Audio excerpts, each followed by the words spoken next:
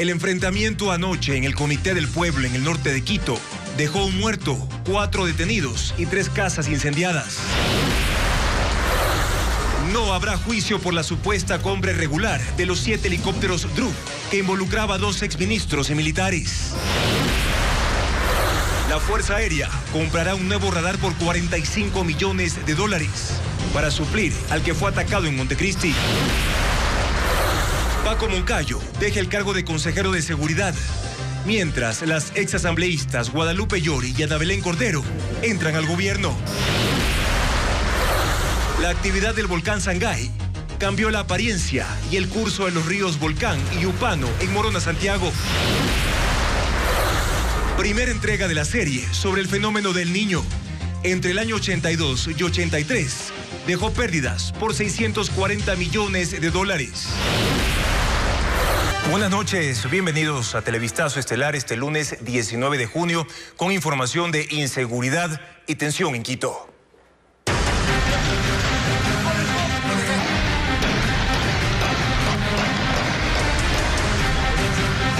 Comité del Pueblo, el inicio de un polvorín.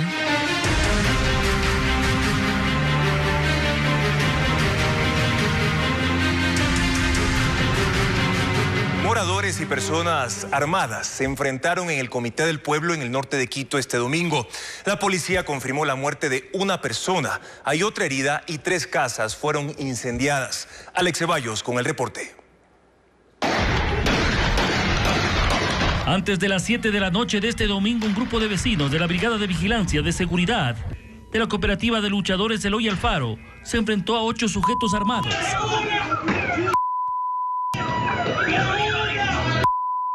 Integrantes de la Brigada de Seguridad afirman que el enfrentamiento inició cuando hacían la ronda nocturna. Pidieron a los sospechosos que se retiren del lugar. Ellos respondieron con disparos. Entonces los vecinos activaron las alarmas comunitarias, reunieron más gente y fueron en búsqueda de los sospechosos. La muchedumbre ingresó a 3 viviendas de los presuntos delincuentes. Con bombas caseras, las incendiaron. Y no fue disparos disparos al aire, fueron disparos directos al cuerpo. Los vecinos afirman que están cansados de los problemas de inseguridad que se vive en el barrio. Que se vayan de ahí, queremos que se vayan todos esos de los que viven ahí. Tenemos miedo.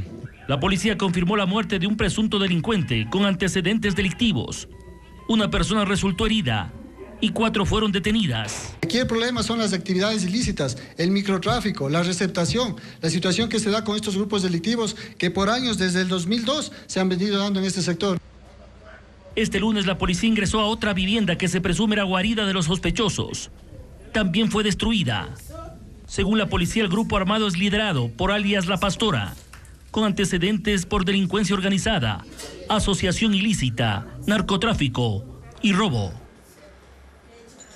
El Comité del Pueblo es uno de los barrios más populosos de la capital. Se ubica en el norte, específicamente en la zona oriental. Creció de forma acelerada en los últimos 20 años y tiene ya 80.000 habitantes. Hoy está afectado principalmente por el microtráfico y también por la violencia. Pero, ¿cómo enfrentan los altos índices delincuenciales la comunidad? Carla Delgado lo muestra. El Comité del Pueblo se creó en los años 70 como un barrio popular para gente obrera. Sin embargo, desde hace 2 décadas ha crecido de forma acelerada y desordenada, incluso dando paso a las invasiones. Está poblado principalmente por migrantes de provincias y también por extranjeros. En el Comité del Pueblo viven cerca de 80.000 personas en un área de 140 hectáreas, un equivalente a 2 parques La Carolina, o la mitad del área de recreación del Parque Los Amanes de Guayaquil. Tenemos una precariedad de servicios y también hay problemas con la organización de la policía de que tenga una presencia mucho más permanente, pero sobre todo estructurada a prevención. Los habitantes del Comité del Pueblo dicen que lo que ocurre aquí no es una disputa entre bandas. Tienen claro que es una reacción de la comunidad frente a la violencia e inseguridad, ocasionada por un grupo delictivo liderado por una mujer que opera en la zona desde 2002. El microtráfico y la venta de objetos robados es lo que tiene sumido al sector en constante zozobra. Aquí venden como que va usted a la panadería y compra pan. La zona del Mirador se ha convertido en el centro de operaciones delictivas y la impunidad han ido dando fuerza a esta organización que intenta acorralar a los habitantes, por lo que considera que es urgente sistematizar la información para generar una estrategia. No solamente con más policías, sino una intervención transversal que tenga que ver con servicios de educación, de salud, porque esos barrios, estas zonas han sido abandonadas también de alguna forma por el Estado. La zona se ubica en el extremo nororiente de Quito, rodeada de otros populosos barrios y también de urbanizaciones residenciales. En instantes tendremos una entrevista con el académico Fernando Carrión para profundizar las razones de esta problemática en el Comité del Pueblo. Los 18 procesados por peculado en la compra de los helicópteros DRUF no irán a juicio. El juez dictó sobreseimiento. La fiscal general del Estado apeló esa decisión porque considera que hay pruebas suficientes del delito. El tema con Jacqueline Rodas. No habrá juicio para los 18 procesados por la compra de los helicópteros DRUF. El juez Luis Rivera se tomó más de 10 meses para anunciar la decisión. Dictó sobreseimiento para los exministros de Defensa, Javier Ponce y Wellington Sandoval, para los generales relacionados con el contrato, el representante de la empresa HAL de la India que vendió las aeronaves y más funcionarios de la época. Según el juez, no hubo dolo ni perjuicio económico para el Estado, pero para la fiscal general Diana Salazar, el perjuicio superó los $66 millones. Al conocer la decisión, pidió la palabra y dijo: existen elementos suficientes para presumir la existencia del delito de peculado, así como la participación de los acusados. Al no estar de acuerdo con su resolución, interpongo el recurso de apelación. Luego de la audiencia, intentamos hablar con la defensa del exministro Ponce y con generales de la FAE, pero prefirieron no hacerlo. La familia del excomandante de la Fuerza Aérea, Jorge Gabela, se mantiene en que su muerte está relacionada con el negocio de los DRUF al que se opuso. Su viuda no se sorprendió con el fallo. Señala al juez Rivera por haber sido funcionario del gobierno de Rafael Correa y director provincial del Consejo de la Judicatura en tiempos de Gustavo Yalc. Esta es la justicia que nos dejaron. Esta es la justicia que heredamos, porque funcionarios de los mismos correístas son los que ahora están como jueces. De los 7 helicópteros DRUF comprados en 2008, 4 se accidentaron dejando muertos y heridos y 3 quedaron fuera de operación. La Fuerza Aérea Ecuatoriana compró un nuevo radar por $45 millones. Se trata de una adquisición urgente para recuperar el control del espacio aéreo tras la explosión del radar en el Cerro Montecristi en Manabí en noviembre de 2021. Paul Romero con el informe. El Ministerio de Defensa adjudicó el contrato a la empresa española Indra para la fabricación de un nuevo radar para la Fuerza Aérea Ecuatoriana por $45 millones bajo la modalidad de proveedor único.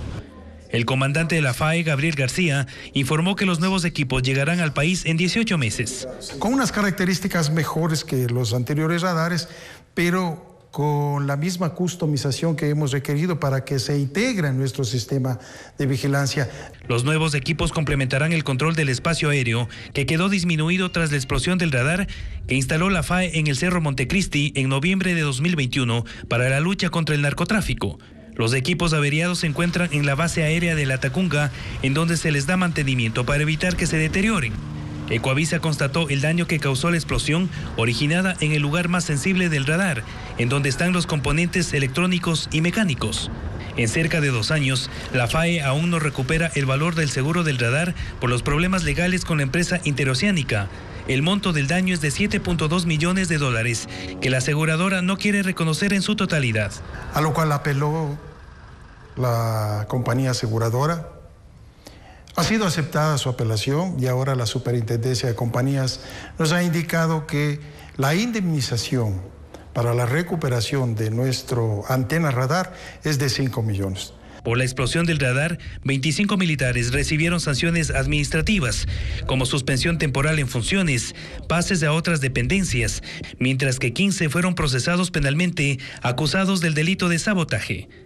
Fiscalía presentó ya al juez pertinente y está en ese proceso. No me quiero meter, Paul, porque depende del señor juez que dicte o no si es que existe algún tipo de juicio contra los implicados. La Fiscalía llamó a juicio a los implicados, que podrían ser sancionados hasta con 10 años de cárcel. Hay cambios en el gabinete de gobierno. Paco Moncayo renunció como consejero y 2 exasambleístas, una de ellas de Pachacutic, ocuparán cargos públicos por designación del presidente Guillermo Lasso. El presidente Guillermo Lasso aceptó este lunes la renuncia de Paco Moncayo al cargo de consejero de gobierno que ocupaba desde abril. Su salida se produce después de hechos de inseguridad como el enfrentamiento entre delincuentes y moradores en el Comité del Pueblo en Quito, que dejó una víctima mortal. También tras una nueva masacre de 6 personas en Guayaquil. El mandatario además designó a 2 exasambleístas en cargos públicos. La expresidenta de la Asamblea, Guadalupe Llori, fue nombrada delegada para presidir el Consejo de Planificación y Desarrollo Territorial Amazónico. Llori había llegado por Pachacutic a la Asamblea. Estuvo como titular de esa función del Estado un año. Fue destituida por una mayoría liderada por el correísmo y el Partido Social Cristiano. Y la exlegisladora Ana Belén Cordero, que pertenece a las filas de Creo, fue nombrada como secretaria de Política Pública Anticorrupción. Este cargo quedó vacante desde enero de este año tras la renuncia de Luis Verde Soto.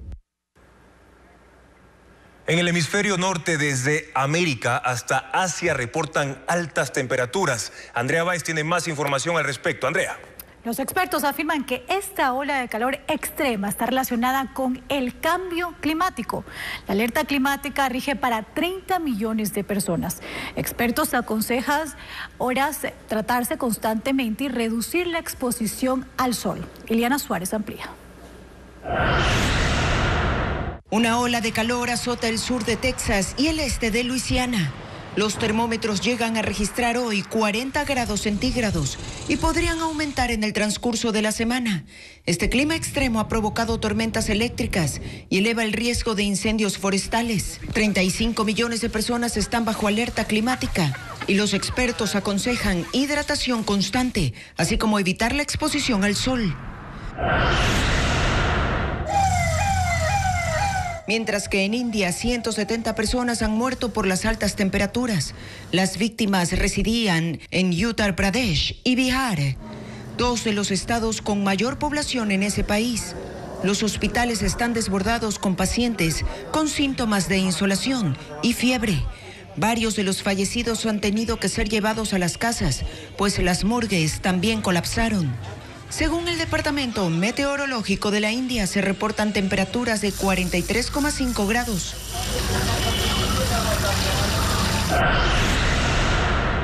Y el calor se extiende a Japón. 46 personas han sido hospitalizadas por una descompensación general del organismo. Ciudadanos en Tokio dicen que el ambiente se siente como un baño sauna. Se protegen del sol con paraguas y buscan refrescarse con los aspersores instalados en parques y en otras áreas públicas. Mientras en las residencias y establecimientos comerciales aumenta el uso de acondicionadores de aire, mientras las previsiones alertan que las temperaturas seguirán subiendo en el hemisferio norte y que lo peor del calor llegará en julio y en agosto. La Agencia Europea de Control Fronterizo y Guardacostas liberó el video sobre el barco pesquero que naufragó frente a Grecia con 700 migrantes a bordo. Las imágenes demuestran a la nave horas antes de que se produjera la tragedia. Este lunes fueron encontrados los cuerpos de otros 2 ocupantes. Pedro Jiménez actualiza la situación. Han pasado 5 días desde el naufragio de una embarcación que partió del norte de África rumbo a Italia, pero que se hundió en el trayecto frente a Grecia. La búsqueda de restos de la nave continúa, aunque ya sin margen para hallar sobrevivientes, pero no hay rastros del pesquero. Estas, sin embargo, son las últimas imágenes captadas por un avión de vigilancia de la Agencia Europea de Fronteras en la tarde del 13 de junio, un día antes de la tragedia. El barco iba a 6 nudos, equivalentes a 11 kilómetros por hora. La cubierta estaba repleta de migrantes y otros centenares habrían estado encerrados en las bodegas. El avión tuvo que volver a tierra para recargar combustible, mientras que otras naves se dirigían al sitio. Pero para cuando llegaron, el barco se había hundido. Recuperaron 78 cuerpos y rescataron 104 personas. Del resto, ninguna señal, hasta que hoy se reportó el hallazgo de otros 2 cadáveres. Migrantes que están en Europa en condición de refugiados siguen acercándose al puerto griego en espera de noticias, pues la mayoría de viajeros tenían ya familiares en otros países como Italia o Alemania. Sobre los 9 detenidos por este caso, que se supone eran tripulantes responsables de la embarcación, se sabe que son ciudadanos egipcios que han sido trasladados a una corte en Grecia para la primera audiencia sobre el caso, que se realizará mañana.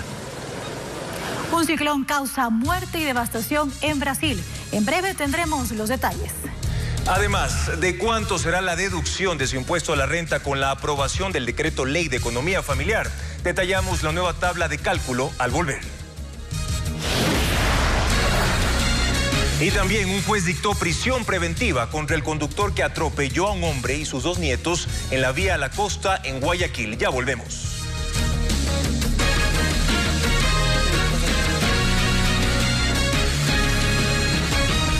Un juez dictó prisión preventiva contra el conductor detenido este domingo en la vía a la costa, donde 2 adolescentes y su abuelo murieron atropellados. Bessie Granja cuenta que moradores levantaron un altar y pidieron más controles de velocidad. La Corte Provincial de Justicia de Guayas confirmó que un juez dictó prisión preventiva contra José Ignacio Zambrano por el presunto delito de muerte causada por conducir en estado de embriaguez. El hombre manejaba este vehículo con el cual embistió a 3 ciclistas, un abuelo de 71 años y sus nietos de 17 y 15.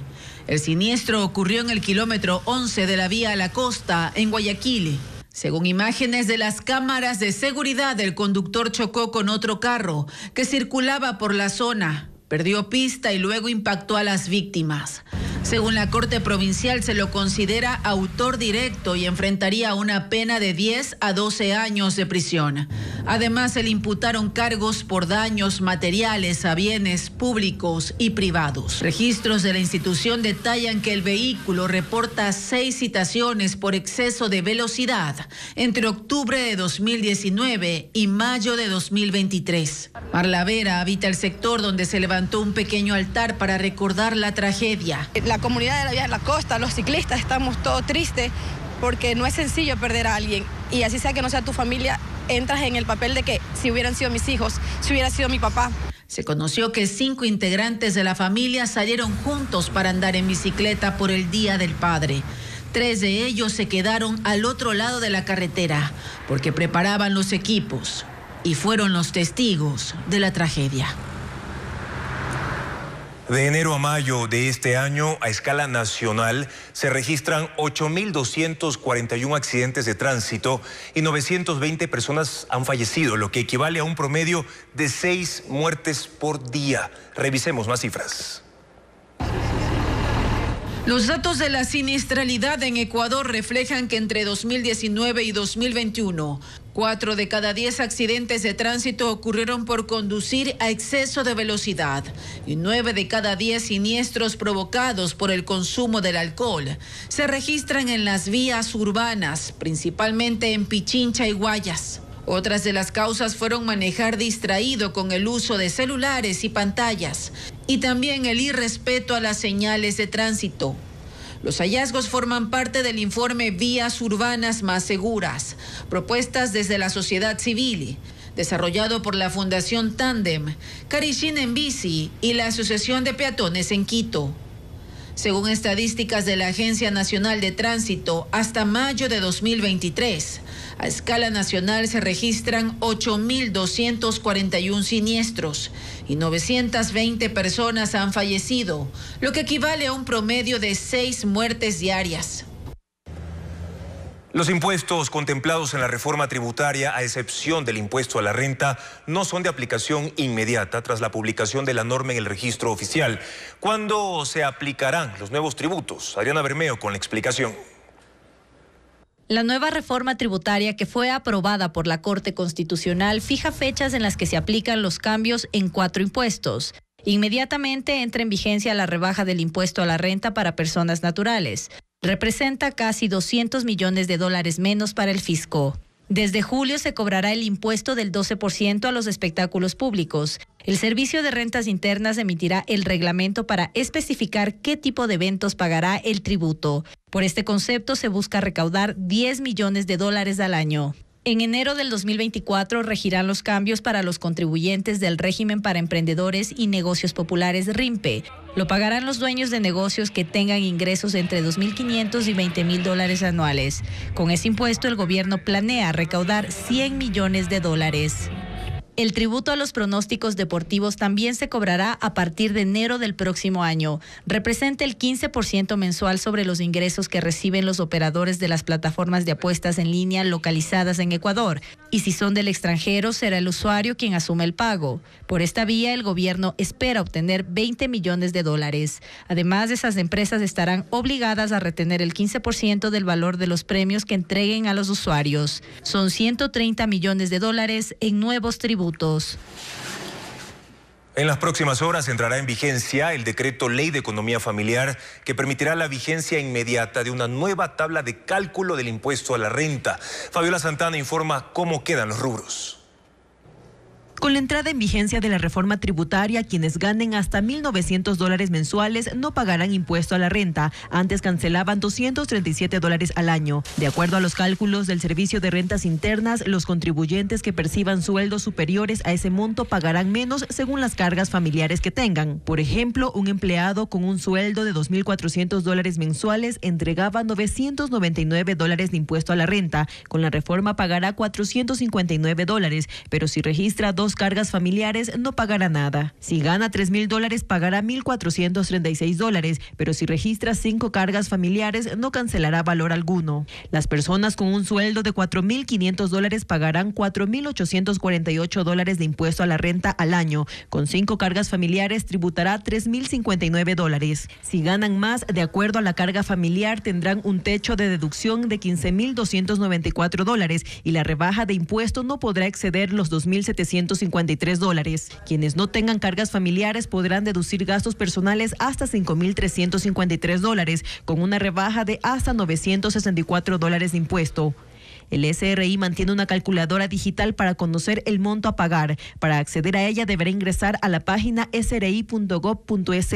Coloca su sueldo en la opción empleado público o privado. Registra sus gastos personales por vivienda, educación, salud, alimentación, vestimenta y turismo nacional. Luego calcula el impuesto a la renta. Los beneficios regirán desde este año. La manera en que se registrarán las cargas familiares será definida mediante una normativa secundaria que emitirá el Servicio de Rentas Internas. Son consideradas cargas familiares los padres, cónyuges, personas con discapacidad o hijos de hasta 21 años de edad. Hasta mañana el Consejo Nacional Electoral definirá si califica las candidaturas presidenciales de Luisa González por el correísmo y Fernando Villavicencio de Construye, luego de que se subsanaran las fallas en sus inscripciones. Además hubo listas de asambleístas nacionales que no se aprobaron. Patricio Díaz con la información.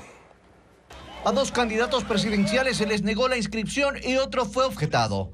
Luisa González de la Revolución Ciudadana y Fernando Villavicencio de Construye tuvieron fallas en su inscripción y las subsanaron este fin de semana.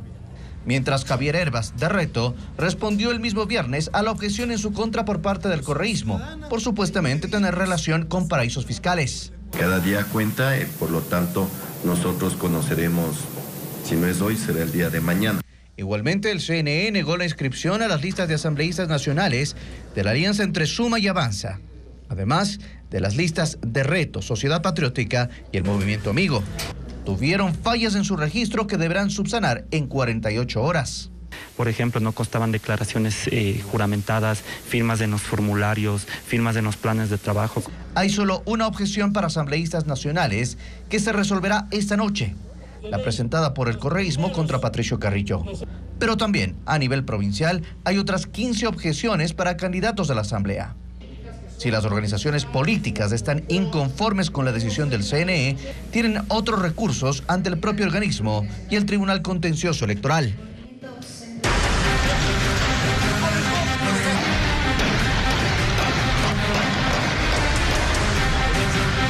Comité del Pueblo. El inicio de un polvorín. Retomamos Retomamos la información de los enfrentamientos que ocurrieron ayer en el Comité del Pueblo en Quito. Allí la Brigada de Seguridad del sector fue atacada con disparos por parte de 8 personas. Los moradores activaron las alarmas comunitarias y los habitantes incendiaron 3 viviendas. La policía ingresó a las casas de los sospechosos. Además, confirmaron la muerte de una persona y otra herida. Para comprender mejor y a profundidad lo que ocurrió anoche en el Comité del Pueblo en Quito, nos acompaña el arquitecto Fernando Carrión, experto en desarrollo urbano y seguridad. Arquitecto, bienvenido. No, muchísimas gracias por la invitación. Lo que sucedió anoche es la alerta de un cambio en el tipo o en la forma de violencia en Quito, arquitecto. Yo creo que sí, estamos viviendo una mutación muy importante, porque ahora lo que tenemos es una reacción de la población de forma masiva. Ya no son actos que simplemente se van contra el delincuente, sino que se van también con gente que vive dentro del mismo barrio. Y en ese sentido lo que vimos ayer fue algo espectacular. ¿Significa entonces tomar la justicia por mano propia en los barrios de Quito? Pero cualitativamente de una forma distinta, porque la justicia por mano propia antes era cuando se cometía un asesinato, se cometía un robo, eran 4 o 5 personas contra el delincuente. Ahora es prácticamente una parte del barrio que se va contra otra parte del barrio, donde ya se tenía antecedentes de que ahí ocurrían cosas como las siguientes. Se vendían armas, se vendía droga, se producía vacunas y se robaba a la gente. Partiendo de esos puntos, entonces, ¿se parece lo que sucedió en el Comité del Pueblo a lo que están enfrentando en Esmeraldas y en Guayas con la delincuencia? Yo creo que es distinto, porque Esmeraldas es una provincia fronteriza con Colombia y entonces tiene su particularidad. Y en el caso de Guayaquil lo que tenemos es que por ahí sale la mayor cantidad de droga. Ahora, el caso de Quito, el consumo yo creo que es determinante. ¿Cuál es la particularidad entonces de Quito versus las otras ciudades u otras provincias? El caso de Guayaquil es un puerto de salida, por ahí salen más o menos 350, 360 toneladas. Por Quito también está saliendo, pero no de esa magnitud. En Pichincha se produce también cocaína, ya se han descubierto algunos laboratorios, pero el tema central en Quito en términos de narcóticos es el consumo. ¿Por qué entonces, arquitectos, el Comité del Pueblo se volvió uno de los barrios más peligrosos de Quito a raíz del microtráfico que comenzó aproximadamente hace unos 20 años, tomando en cuenta que es un territorio altamente comercial y no es una zona periférica? Lo que pasa es que ahí tenemos 2 articulaciones. Una de los grupos llámale así nacionales, que tienen mucha fuerza en el país en determinados lugares. Y por otro lado, este grupo pequeño que está dentro del comité empieza a tener enlaces no solo dentro del Comité del Pueblo, sino también fuera, en los barrios circundantes. Con lo cual, lo que está ocurriendo es que se va armando un espacio, se va construyendo un territorio unificado del crimen que está produciendo lo que está produciendo. Eso que usted menciona de alguna manera estuvo influido también por los asentamientos que crecieron de forma desordenada en las últimas 2 décadas en el Comité del Pueblo.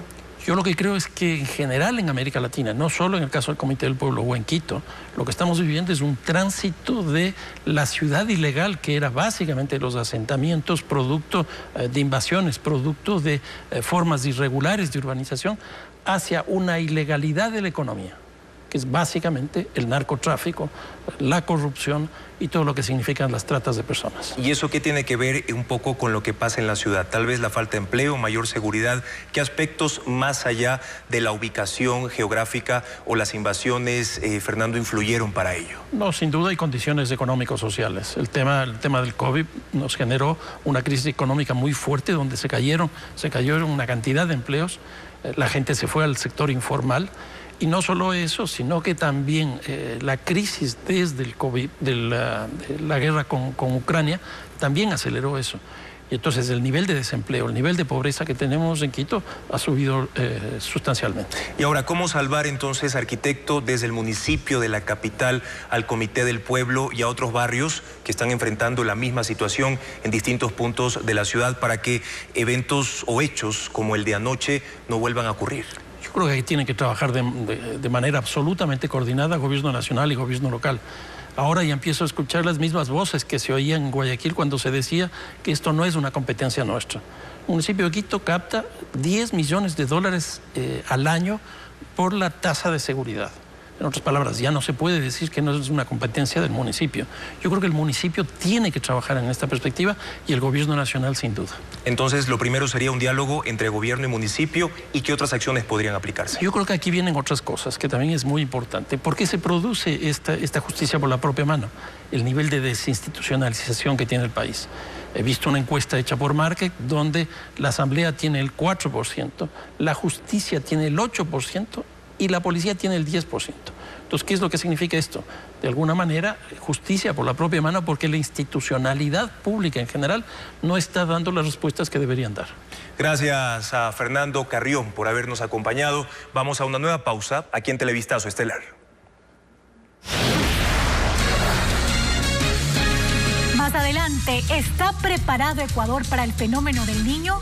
Les mostraremos el terrible rastro que dejó en el país en 1983. Además, desaparece en el Océano Atlántico un submarino turístico que llevaba a 5 personas hacia los restos del Titanic. Luego de la pausa, seguimos con más.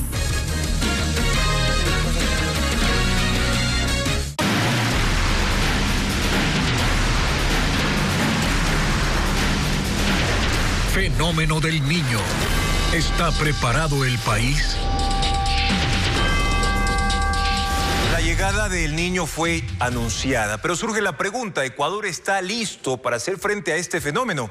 Ecoavisa inicia una serie en la que se mostrarán los sectores más vulnerables, pero primero vamos a recordar el evento de mayor devastación en la historia del país, el Niño de los años 1982 y 1983. En ese momento las lluvias causaron daños a 13.700 viviendas. Además, en 19 hospitales y centros de salud. 1.800 kilómetros de carreteras a escala nacional fueron afectados y 10 puentes sufrieron deterioro parcial o total. Más detalles en un reportaje que ha preparado William Young. Ocurrió hace 40 años. En ese entonces se conocía poco del fenómeno del Niño, pero en Ecuador fue devastador. Su impacto se sintió desde diciembre de 1982 y se extendió durante el primer semestre de 1983. En ese periodo, las intensas lluvias provocaron desbordamientos de ríos, destruyeron cultivos, vías y poblaciones costeras quedaron incomunicadas. En total fueron 7 las provincias más golpeadas: Esmeraldas, Manabí, Los Ríos, El Oro, Guayas, que en ese momento todavía incluía a Santa Elena. Además, los estragos se sintieron en Azuay y Loja. Y en abril del 83, un deslave en el cantón Chunchi, en Chimborazo, cobró la vida de casi 100 personas. El gobierno de Osvaldo Hurtado lanzó una campaña solidaria para obtener aportes de la ciudadanía y la denominó Unidos Somos Más. En una semana recaudó cerca de 120 millones de sucres, que era el equivalente a $2.600.000 de la época. Resultó insuficiente. Tras el paso del Niño, los daños se calcularon en $640 millones, 405 en los sectores productivos como agricultura, ganadería y la industria, 210 millones en infraestructura, principalmente en vialidad y transporte, y otros 25 millones en el área social, como educación, salud y vivienda.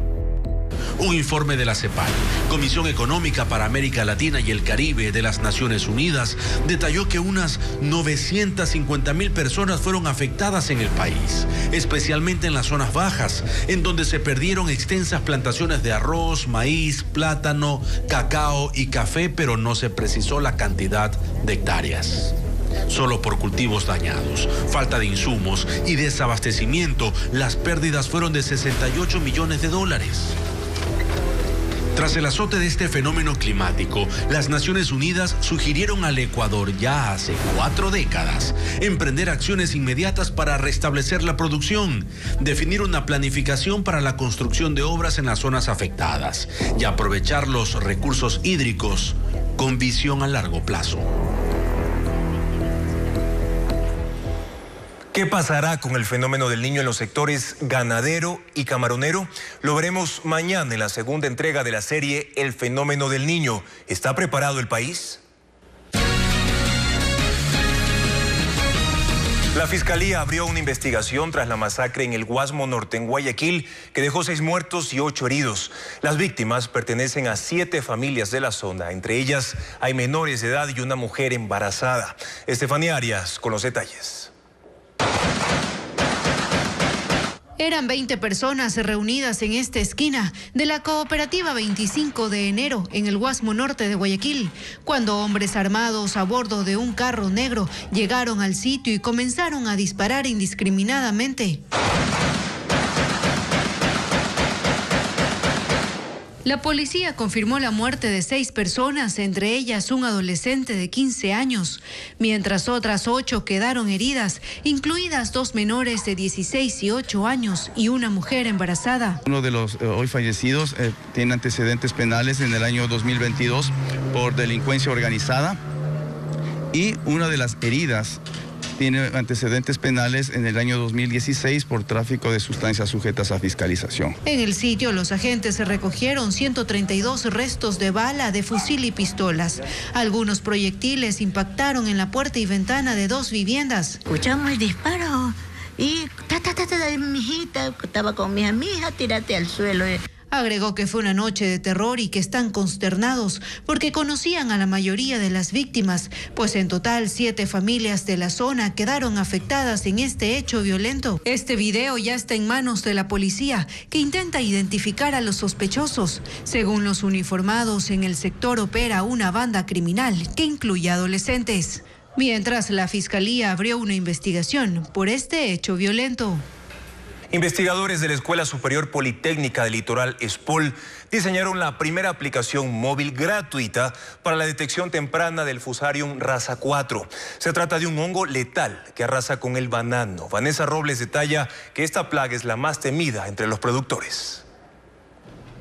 Fusarium raza 4 tropical es una de las enfermedades más letales que ocasiona la pérdida total de cultivos de banano, según el Instituto Interamericano de Cooperación para la Agricultura. En 2019 fue detectado en Colombia, en 2021 llegó a Perú y en enero de este año, Venezuela confirmó su aparición. Investigadores del Centro de Biotecnología de la ESPOL diseñaron la primera aplicación móvil para prevenir una posible incursión de esta plaga en territorio ecuatoriano. Se sumen a descargar esta aplicación que es gratis, que está disponible en las plataformas Android y iOS. Tienen acceso a cursos, talleres, monitoreo preventivo que les permite a los productores tomar fotos en sus fincas para que un cuerpo técnico pueda ayudarlos a identificar casos sospechosos. El hongo ingresa a la planta a través de las raíces y tapona los conductos por donde se alimenta.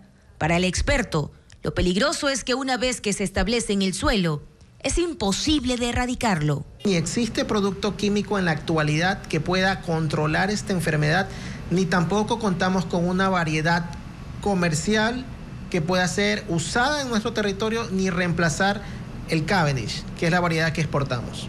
La aplicación ha sido descargada más de 600 veces, no solo en los cantones de Quevedo, Babahoyo, Ventanas, Milagro, Machala y El Empalme, sino en países como México, Colombia, Perú, Costa Rica y Bolivia. Hemos capacitado alrededor de 1000 productores, continuamos realizando alianzas estratégicas. Según el Ministerio de Agricultura, en Ecuador existen aproximadamente 200.000 hectáreas de bananos sembradas, de las cuales 47.000 se encuentran en la provincia de El Oro. De acuerdo con datos del Banco Central, el año pasado se exportaron 7 millones de toneladas métricas de fruta, representando el 15,5% de las exportaciones no petroleras del país.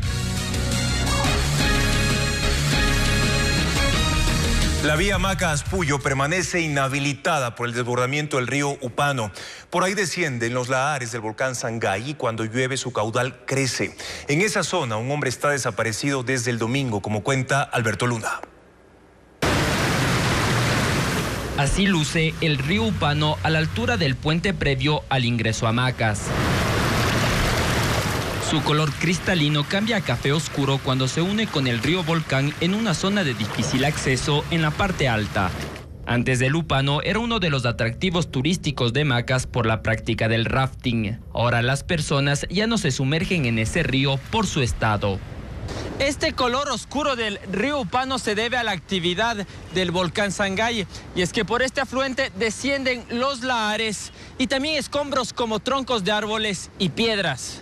Cambió completamente su dinámica, su composición, como ustedes lo pueden ver al momento, pues es un agua muy chocolatosa, y es porque tiene una gran carga de sedimentos que viene arrastrando desde la parte alta. En mayo de 2019, la actividad eruptiva del Sangay pasó de moderada a alta. Desde entonces, todo el material que emana es arrastrado por el río Volcán, que nace en el Sangay y lo deposita en el río Upano. Debido a su composición, esta lava, pues, al ser muy viscosa, baja muy lentamente, y por efectos climáticos en esa parte, pues, se va solidificando. Esa acumulación en la época de lluvias hace que en ciertas ocasiones descienda con fuerza. Cámaras del ECU 911 captaron el viernes cómo el Upano se desbordó a la altura del puente de ingreso a Macas, y desde ese día la vía Macas-Puyo está inhabilitada. Lamentablemente no podemos hacer mucho porque se desconoce cuánta actividad va a generar el Sangay. A veces tiene actividad constante, a veces se para. Mientras tanto, Castillo dijo que el puente no corre riesgo de colapsar. Los pilotes que ustedes pueden ver en el puente sobre el río Upano tienen 16 metros de profundidad. Por ende, es una estructura bastante estable. Por el cierre de la vía Macas-Puyo, la ruta alterna habilitada en la provincia de Morona, Santiago, es Sevilla-Don Bosco, Ceipa-Sucúa. Cuando el caudal del río Upano aumenta, las autoridades emiten alertas a los moradores para que se alejen de las orillas. La tarde de este domingo se reportó que un hombre que intentó cruzar el río fue arrastrado. Al momento está desaparecido y se ejecutan labores para localizarlo. Apenas 2 solicitudes para ocupar la silla vacía en las sesiones del Consejo Cantonal de Guayaquil han sido atendidas desde 2010, cuando fue creado ese mecanismo de participación ciudadana. El Observatorio de Políticas Públicas de la ciudad exige una reforma para facilitar el acceso. Luisa María Heredia informa. 5 pedidos públicos para hacer uso de la silla vacía ha recibido en su primer mes la Administración Municipal de Aquiles Álvarez en Guayaquil, según el Instituto Olmedo, y ninguno ha sido atendido. Las solicitudes llegaron de 3 ciudadanos y 2 colectivos, entre ellos el Observatorio de Políticas Públicas de la urbe. Manuel Macías, director de este organismo, cuenta que la intención de participar en el Consejo Cantonal surgió del ofrecimiento de una nueva administración de puertas abiertas. Para que podamos tomar la palabra respecto a un tema de planificación participativa. La respuesta fue enviada hace unos 8 días y fue negada. Álvarez, por su parte, sostiene que solo ha recibido un pedido, que ya fue atendido. Nosotros estamos abiertos a recibir casos y analizarlos. No me puedo convertir tampoco en la doctora Polo. La silla vacía es un mecanismo de participación política que da cabida a la intervención de la ciudadanía en el debate y la toma de decisiones en asuntos públicos. Fue introducida en la Constitución de la República de 2008 y posteriormente normada en el Código Orgánico de Organización Territorial, la Ley de Participación Ciudadana y las ordenanzas de cada municipio. Otorga a los participantes voz y voto en temas específicos que se traten en el orden del día de las sesiones de los consejos. Esos 13 años de existencia, la alcaldía de Guayaquil ha recibido 29 solicitudes ciudadanas para asistir al consejo mediante la silla vacía. En los últimos 9 años de administración de Jaime Nebot fueron 13 pedidos y solo 2 se hicieron efectivos. En cambio, en los 4 años de la alcaldía de Cintia Viteri llegaron 11 requerimientos, pero la silla vacía nunca se ocupó. La persona que en el caso de Guayaquil quiera intervenir debe justificar la pertinencia de su solicitud y acreditar su representatividad, experiencia y conocimiento del tema.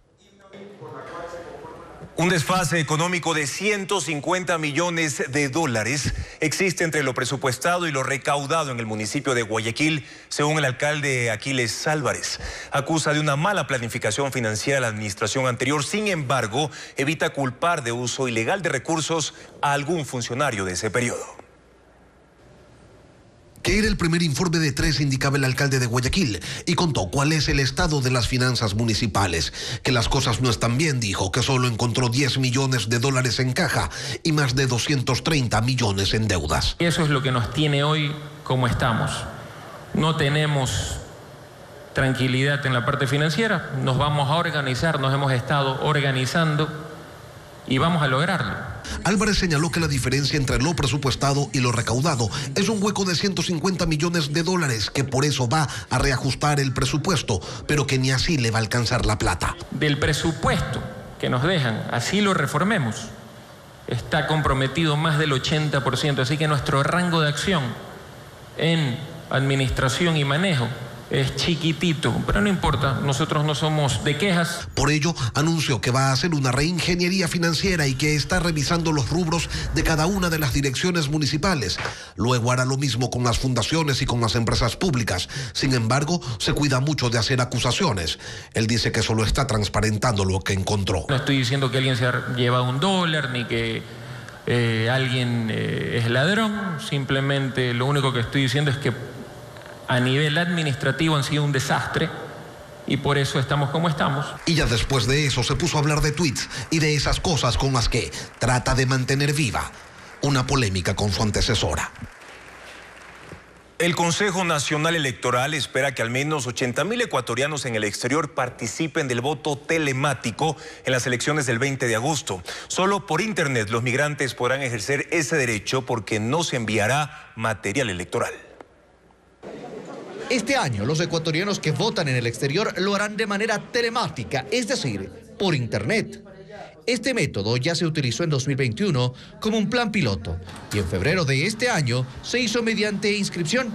De las 409.000 personas empadronadas en el exterior, 54.000 votaron presencialmente, 23.000 se registraron para hacerlo desde su computadora y 17.540 lo cumplieron. Para los comicios anticipados de agosto, el CNE informó que según sus cálculos, no era posible enviar el material a las jurisdicciones del exterior debido al corto tiempo. Por lo que todos los migrantes que quieran participar deberán inscribirse para votar por internet el próximo 20 de agosto. Tenemos una proyección de pasar los 80.000, 90.000 electores. Hasta ahora se han inscrito 2.300 personas en este proceso, quienes se suman a los 23.000 ya registrados en febrero. ¿Cómo pueden inscribirse quienes viven en el exterior? Deben entrar a la página web del CNE y seguir los pasos que ahí se indican, o directamente a la dirección www.voto-telemático.cne.gov.es. Una de las inquietudes desde los propios consulados fue sobre la posibilidad de que a las personas mayores pueda hacérseles difícil el voto por esta vía. No es así, son pasos muy sencillos y resumidos. Los ecuatorianos en el exterior pueden inscribirse para este proceso, incluso el mismo día de la elección, el 20 de agosto. La impresión en 3D se pone al servicio del mundo médico también en el Ecuador. Y es posible recrear un modelo, por ejemplo, de un tumor antes de ser operado o un hueso lesionado. María Cecilia Largacha con más. Lo que se hace en este laboratorio es ayudar a mejorar vidas o a salvarlas en algunos casos. Y no son médicos. Él es ingeniero, ellos sus alumnos, y estas son máquinas de impresión 3D. Entonces, lo que tenemos aquí es un diseño de una prótesis, ¿no? ¿Cómo fue obtenido? Escaneamos a en este caso, una voluntaria, ¿no? Lo que hicimos fue extraer, hacer una especie de resección digital de uno de sus senos. Y a partir de él, creamos el diseño de la prótesis. La prótesis a la que se refiere es todavía un proyecto. Él y su equipo quieren crear prótesis externas diseñadas para mujeres que han tenido cáncer y que han perdido uno o ambos senos. Y las quieren hacer en 3D. En este caso estamos imprimiendo con una resina del tipo flexible, ¿no? ¿Comienza a imprimirse? ¿Cuánto tiempo se tarda? En este caso se va a tardar aproximadamente 8 horas. Y 8 horas después lo que se obtiene es esto.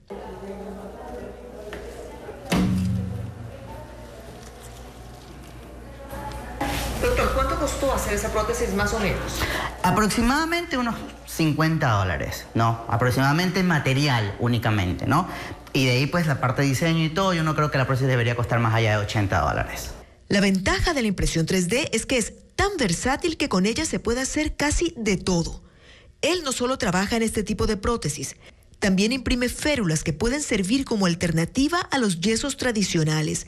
Trabaja en la impresión de prótesis para huesos e incluso utiliza las tomografías o resonancias magnéticas para crear imágenes a escala real del interior de un paciente.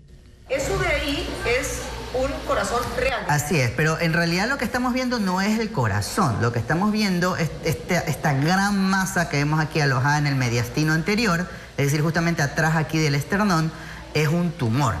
Esto que ven pertenece a un paciente real. Con esta imagen tridimensional, el guero va a la impresora 3D e imprime un modelo exacto que luego entrega al médico. Para que el doctor visualice de manera más real, ¿no?, la anatomía del paciente. También se lo entregamos para que pueda ensayar, ¿no? Ensayar y aumentar las posibilidades de que la cirugía sea exitosa, como en este caso, en el que el tumor fue extirpado y el paciente sobrevivió. Quienes trabajan en ella dicen que la tecnología 3D revolucionará el mundo y tal vez a la medicina también. Una especie de vainilla única en el mundo crece en Pastaza. Una familia le apuesta a su cultivo porque su aroma y sabor concentrado le dan un gran potencial de comercialización internacional. Joana Duche con más detalles. En la parroquia 10 de agosto del cantón Pastaza, la familia Guerrero se ha convertido en la pionera de la producción de la vainilla odorata, una orquídea de la que se extrae la vainilla, especie codiciada en la gastronomía. Esta orquídea es endémica de los bosques de la Amazonía y tiene un alto potencial de exportación. Por esto ha despertado el interés de los Guerrero, quienes ya han cultivado 1,5 hectáreas con 18,000 plantas. Nosotros lo que hemos hecho es cogerla, adaptarla dentro del invernadero y darle mejores condiciones que lo que existe. Entonces yo pienso que estamos salvando la especie endémica que tenemos aquí. La siembra requiere de cuidado diario, que en esta plantación es realizado por 5 mujeres. Su producción es 100% orgánica, al no requerir de fertilizantes químicos para su desarrollo. Y ahora, luego de 1 año de haberla sembrado, ya han empezado a producir los primeros racimos de vainas que serán destinadas al mercado de la gastronomía francesa. Es una vaina que alcanza sobre los 22 centímetros, es apta para exportar. Cada planta puede producir de 1 a 5 kilos y extraída la vainilla, el kilo tiene un valor de entre $4,000 y $5,000 en el mercado internacional, gracias a su exquisito aroma y concentrado sabor.